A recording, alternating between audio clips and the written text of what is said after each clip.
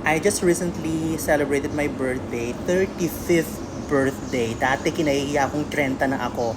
Pero ngayon, tuwang-tuwa ako kasi may nabasa ako, sabi niya, aging is a privilege denied to many. Oo nga, no? 'Di ba? Hindi lahat ng tao nakakatungtong sa ganitong um, edad.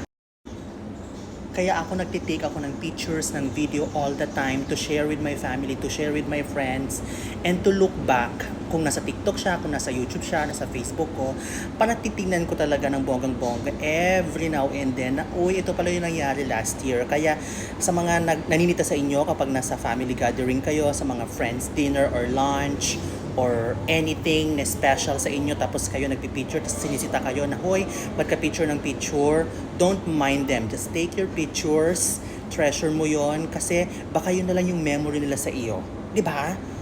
So it's my privilege to be at this age, and I'm so blessed and I'm so thankful to God, to our Creator.